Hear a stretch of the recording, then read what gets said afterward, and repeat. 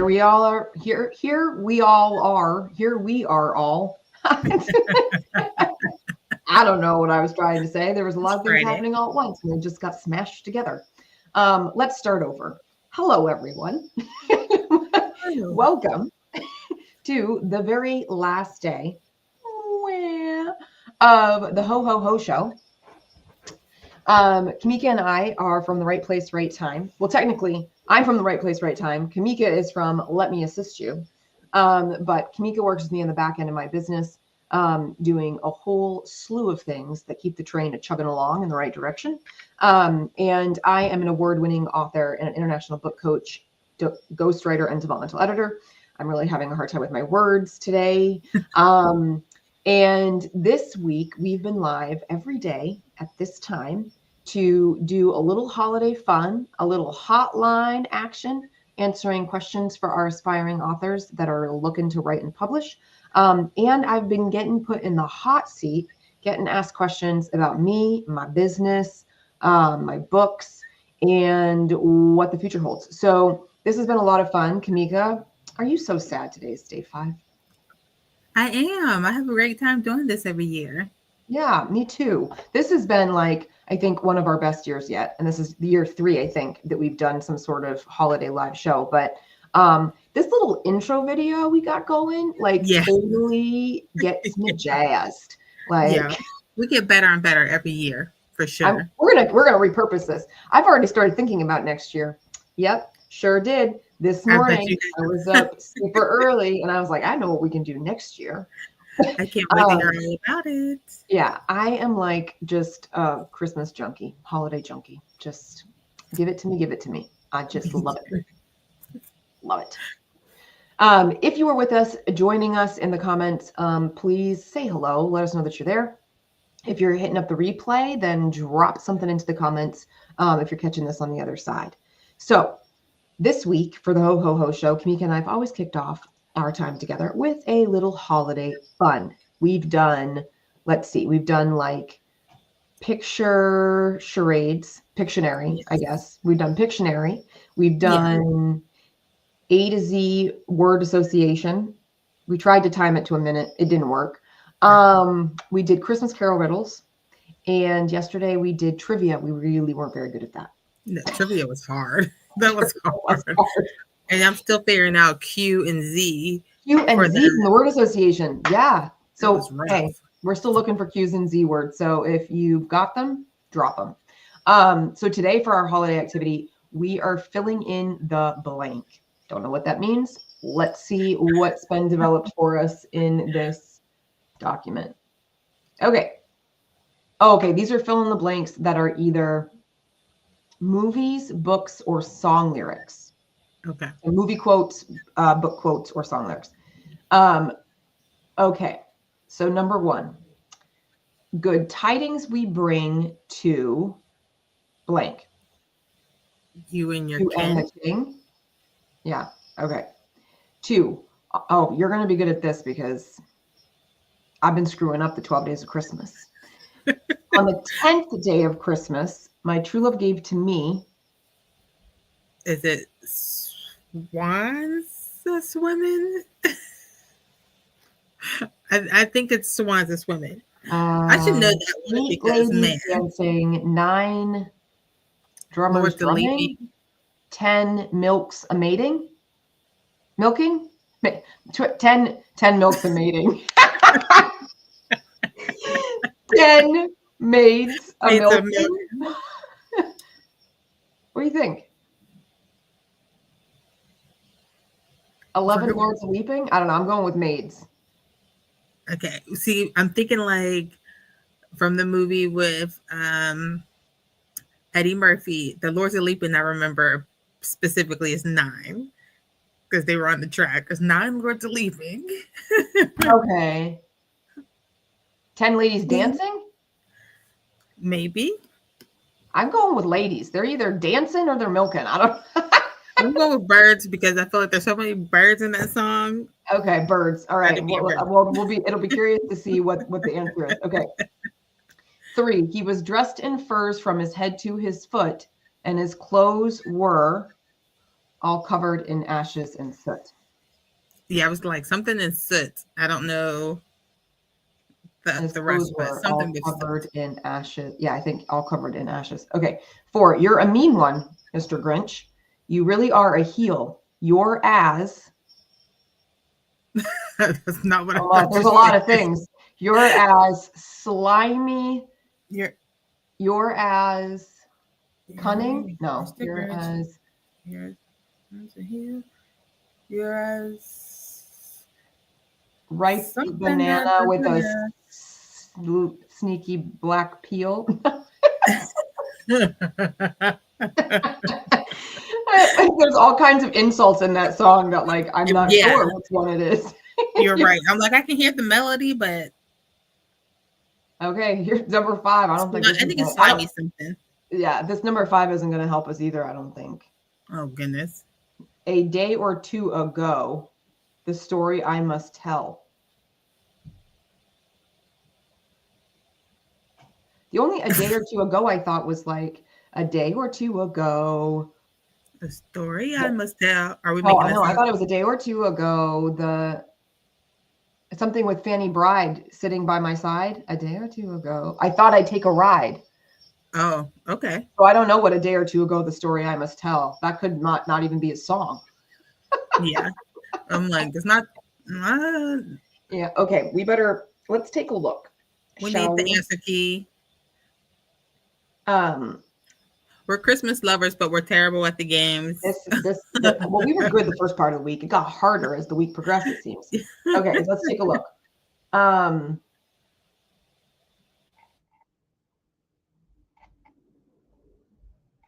Okay, this is interesting. When you said the first answer, did you say kin or king? Ken. Okay, I didn't know it was kin. I've been literally messing up this song my entire life. That's me all the time, though. Like king, you know, they talk about Jesus as like your king, and like Jesus is the reason for the season. So you and your king, like, sure. Oh, of course. I guess kin makes sense. All right, so you got that one. Okay, so this is 10 lords a leaping. 10 lords a leaping. 9 ladies dancing, 8 maids a milking. See, I always get them all screwed up towards the end. I thought it was. It's like, whatever. 9 lords a leaping. Okay. The third one, he was dressed in his furs from his head to his foot, and his clothes were tarnished with ashes and soot. And then Mr. Grinch is, you're as cuddly as a cactus. You're right. You're as charming as an eel. So the slimy banana peel stuff must come later. Yeah.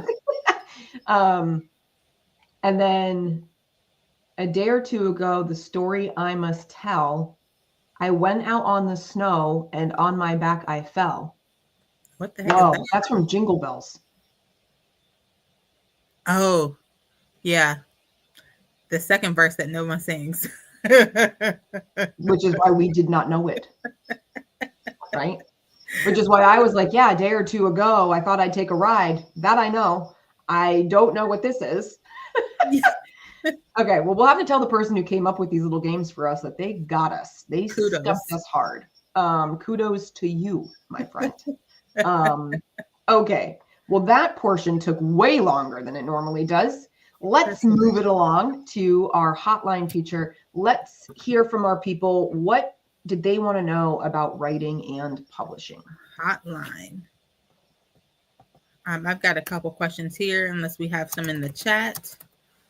The first one is, how much emphasis should I place on bestseller campaigns? None.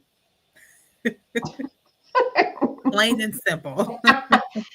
Okay, here's the truth. So bestseller campaigns, let's just use Amazon because that's like the most obvious example. Mm-hmm. They can really be about the algorithm and the numbers more so than the quality of the book. And this is why I say place no emphasis on them. It doesn't mean that it's not worth trying. It doesn't mean that it's not fun to get that status. It also doesn't mean that your book sucks. Like, it also doesn't mean that your book is great. Like, that's the thing, is like, this isn't really about quality control. at the end of the day. Now, it is pretty nice in marketing language to be able to say -- Amazon new release, right? Or bestseller. And from a psychology of the buyer perspective, your reader being your buyer, might find it helpful to their buying decision that your book reached bestseller status, especially if they don't really know that it's not so much about quality than anything else. Hopefully they're not just buying books based off of Amazon stuff, seller status alone. Hopefully they're also looking at what your book is about. Hopefully they're looking at reviews. Hopefully they're looking at your endorsements. Hopefully they're looking at the whole package. And then like the fact that it also is an Amazon bestseller is like icing on the cake, right? Right. Or adds to the credibility or legitimacy of your book that is already there because of the things that truly matter, in my opinion, which is other people actually having read the book and saying that it's good. Right. And that's where your endorsers come in, your advanced praise people come in, the people who had an early chance to read it, who put in those first reviews. Those to me are more important. Now, Amazon has changed things slightly more recently so that when it comes to categories, so part of the Amazon bestseller thing with your ebooks, especially getting your ebook into bestseller status is a little bit easier than like your paperback because of the competition and the way the categories work and all these other things. Before, a lot of people were choosing really obscure categories for their ebooks, knowing that there were far fewer books in that category being purchased, which then gave them a better shot at getting the algorithm to work for them, right?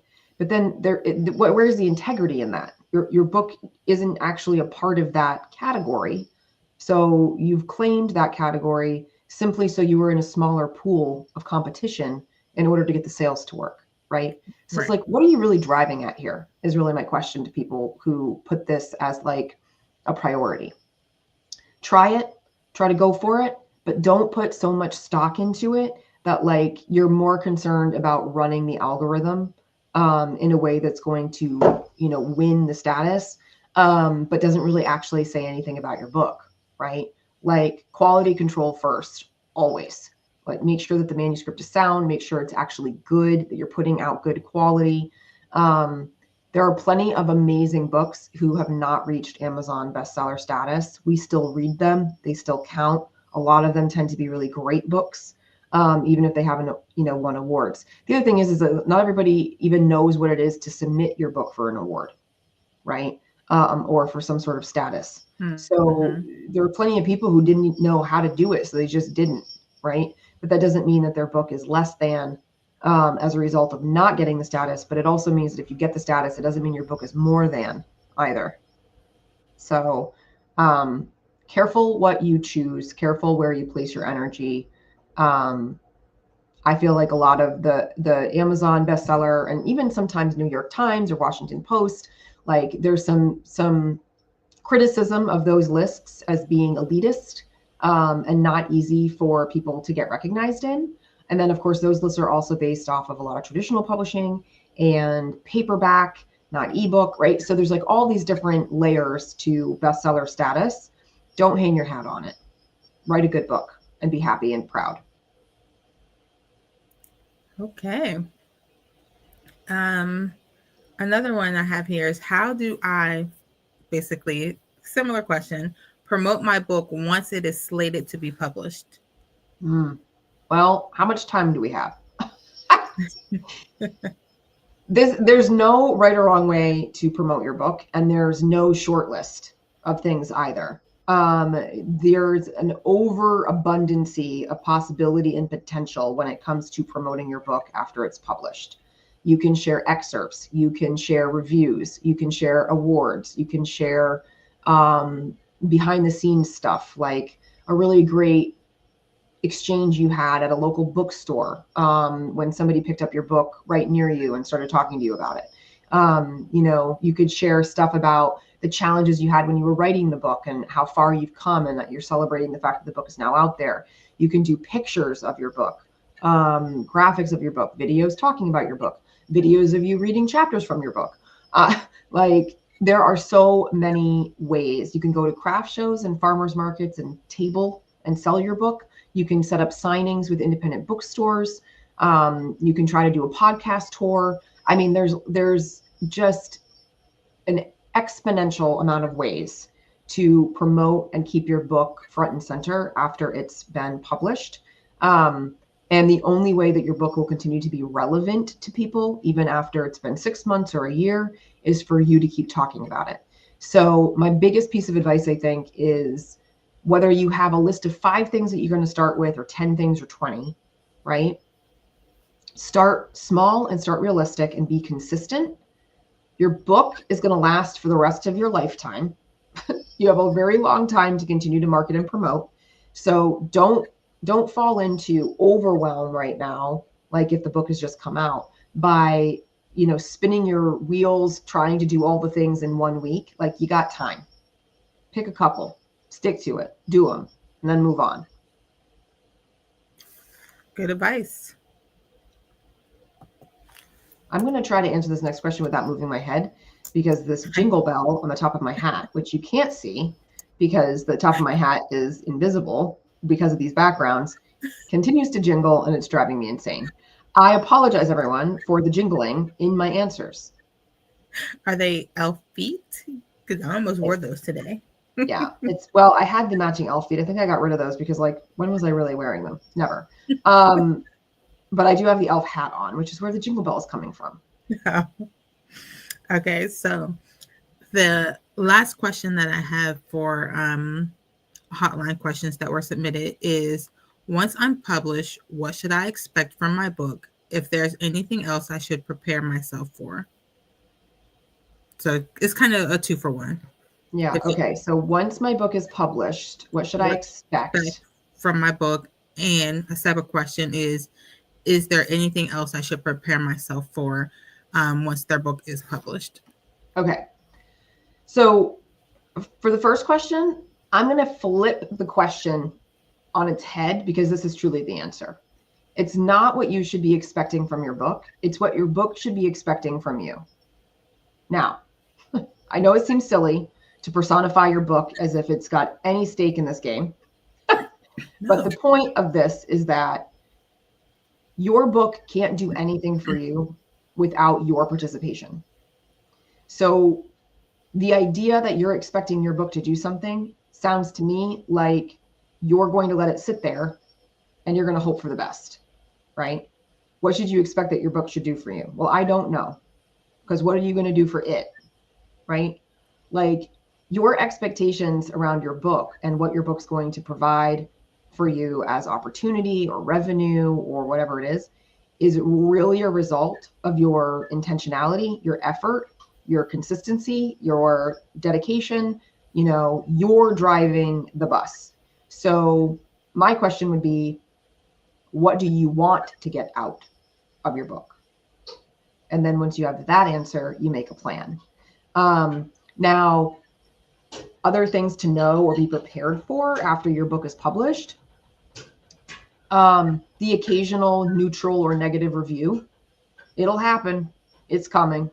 Like, you might only get one ever, but you should be prepared that not everybody is going to love your book.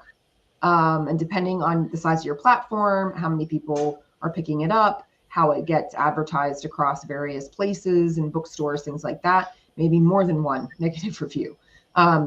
You've got to take it with a grain of salt. Your book is not meant for everyone, just as we as individual people are not meant for everyone, and everyone is not meant for us. So, like, take the bad review, toss it over your shoulder, and go read some good reviews and remind yourself of the people who do like the book. Another thing that might be worth mentioning here is that it is very possible that the people that you think are going to be right there celebrating with you when your book comes out tend to be the people who have a more mediocre reaction than you're anticipating. I don't know why this is, but I've seen this happen a couple of different times with clients. It happened to me with Dear Universe. There was a couple of people that I was just amazed that I didn't really hear from, or that didn't really like pump me up during this like major achievement of mine. And ironically, somebody else had told me, don't be surprised if, like, as a cautionary tale, and I didn't believe them. And then it happened. And now I've seen it happen to clients. So don't set yourself up to expect, a lot of expectation in this last question. Don't set yourself up to expect that, every single person that you consider in your inner circle to be as gung-ho and celebratory about your book as you want them to be. Not everyone gets it, like what goes into writing and publishing a book.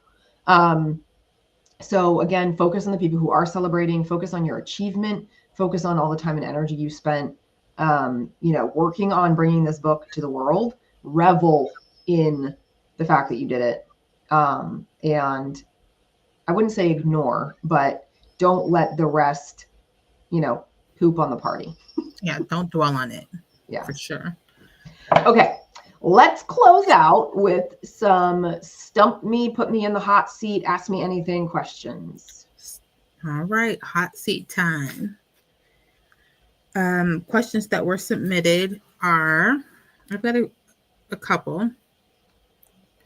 What is the biggest thing you struggle with when writing?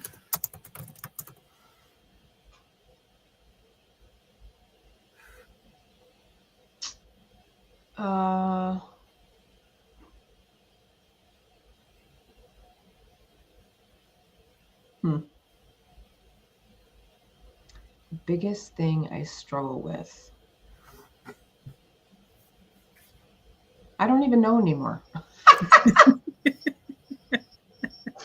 That's not to say that I don't struggle, because I do. But it's like, I think I've gotten to a place where like I do it so much, like every day, I'm writing something, or I'm reading something I've written, or reading something that somebody else wrote under my direction, that I like just plop down, get to it. And I don't even know if I'm conscious of some of the things that stump me. This is a great question, because I'm not really sure what the answer is. I guess what I would say right now, the biggest struggle, and I think we talked about this a little bit yesterday, maybe it was the day before with somebody else's question. The biggest thing I'm struggling with right now with my personal writing is even wanting to do it. Like, because my energetic capacity for my own work is very, very small after spending hours each day working on other people's writing. So from a personal standpoint, that's like my biggest hurdle right now with my writing, is just like carving out time, getting my butt in the chair, sitting out and doing it. When I'm working on client stuff,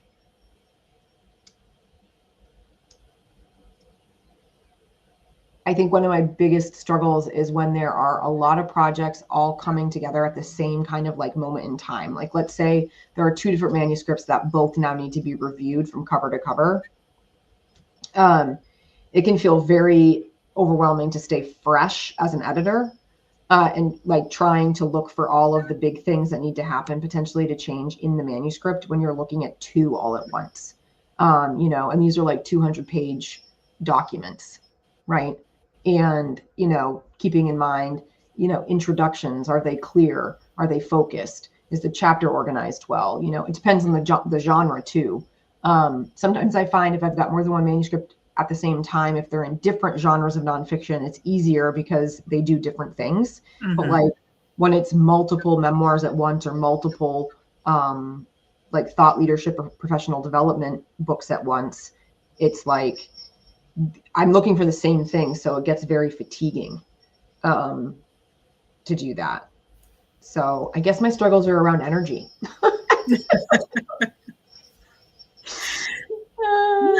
That makes sense. People. Okay. You're stumping me. You're stumping me this week. That makes sense. There's 2 questions I'm going to kind of combine here. So it says, what projects are you looking forward to completing? If so, what? And then another question is, what projects are you working on personally? So I guess we can. So personally, nada, since I just talked about that. I mean, what I can say is that like there are a number of manuscripts that I started over a year ago that I would love to return to at some point when I figure out this whole energetic capacity thing. Some of them actually in the fiction realm, and then at least one other memoir, if not another 2 So lots of things that I'm still aiming to do with my own writing. From a client perspective, I can't always talk about some of the projects that I have, such as the ghostwriting ones, for example. Those are under confidentiality agreements. But from a coaching perspective, and from an editor perspective, if I think about the clients that would, openly say, yeah, go ahead, talk about me. There are a couple of memoirs that some women clients of mine are working on. One will be published sometime in 2025. The other one I'm hoping will also be published in 2025. Both incredible stories, very, very different from one another. One is actually, it's Christy. Christy's been showing up and hanging out with us this week with the Ho show, and she's been working on a memoir, a really powerful memoir called Missing Pieces, or at least that's the title right now. And that should be coming out in 2025, and will be really interesting to read. I don't want to give away too many things, but she really takes us on a journey through coping and living with PTSD after a traumatic event that she experiences in her 20s. And so that's going to be really powerful and really, really great. Another client has a beautiful memoir that covers her journey of joining a humanitarian organization in Sudan after her husband passes away. And so she goes to try to kind of like handle grief and re-find herself in the African bush as a midwife. Wow. It's super, super gorgeously done, gorgeously written, powerful story. So I'm really excited about those two for sure. And this is not to discredit anybody who I'm not thinking of at this moment and their projects. There are many coming next year. And we had a whole bunch that just published this fall. Yeah. So Dr. Helen Holton had a book, Intentional Leadership, How to Drive Leaders, Visions, and Teams Forward. It's right here on my desk. I'm going to post about it next week because the hard copy finally came. Dr. Susan Glover published a book called Connected. And I forget the subtitle now, but it's basically about your leadership journey from the inside out. Christy Straw published Unicorn Leader. Sam Heinrich's published Though I Walk, which is a memoir. Laura Krauss published The Layoff Cooties. It's Them, Not You. This fall as well. I feel like there's probably one or two others that I'm forgetting. Erica Rooney published Glass Ceiling. Christy Straw. Yeah, I said Christy. Did you just? Okay. I was trying to pull up the list real quick. Yeah, there's been a lot. We've had a lot of really incredible projects finally come out into the world in this last quarter. Super exciting. What? Jen. Did you say Jen Koken? Oh, and Jen Koken, her book is coming out in March. You can pre-order that now. Make Imposter Syndrome Your Superpower. So yeah, there's some really exciting stuff out there, like just got there. And then there's some really exciting stuff that's coming in 2025. So definitely be watching this space. In fact, don't just watch this space, head over to therightplacerightTime.com and jump on the email list. This is your best way to know what's happening, what's coming out, what's going down, and get all the goods that we've got to offer from the Right Place, Right Time. And we will throw that web link. I got it. Into the comments. And if you do that within the next week and you go join the email list, you're actually going to have access to our holiday catalog. I've got some discounted stuff in there until the 17th of this month. But we're also doing the 12 Days of Christmas giveaways for the first 12 business days of this month. And that's still happening now. So if you join the email list, then you get added to those emails that are going out, and you can check out all of the free stuff that we are promoting throughout the first part of this month. So fun stuff. And 2025 is going to be kick ass, is what I'm it is. Kick ass. Kameka, any other questions, or is that a wrap? That's a wrap.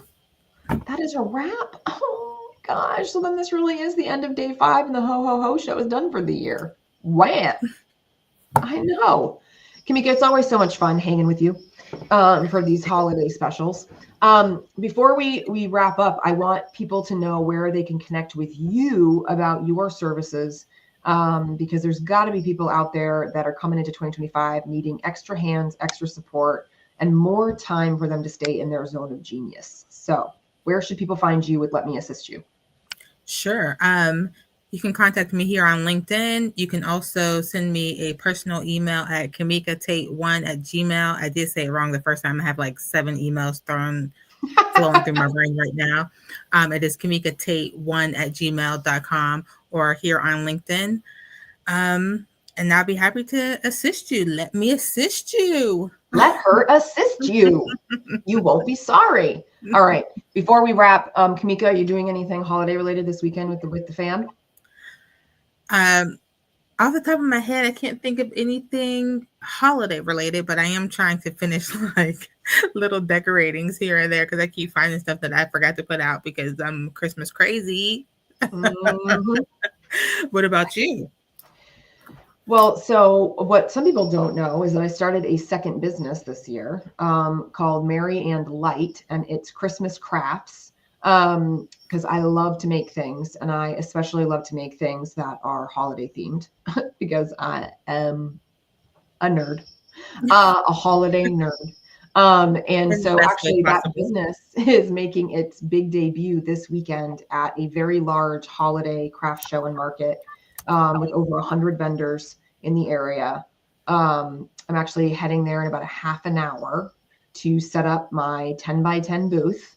And tomorrow is the actual show, 10 to 5 Saturday, 10 to 5 Sunday. So it's a really fun experiment for me.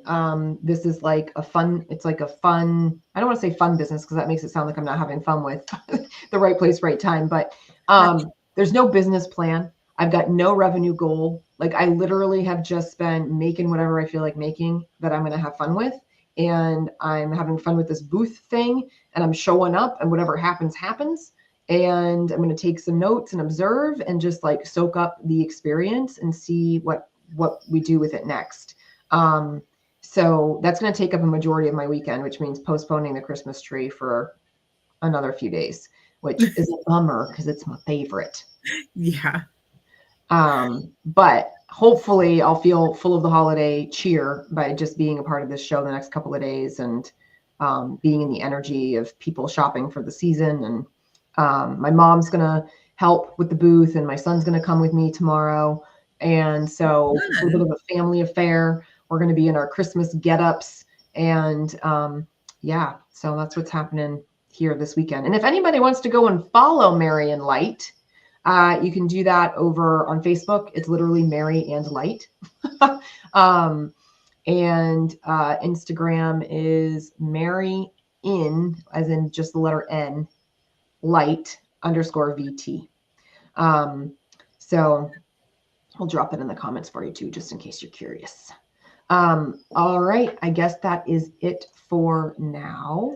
We will catch you all later. Happy holidays. Happy holidays. Bye.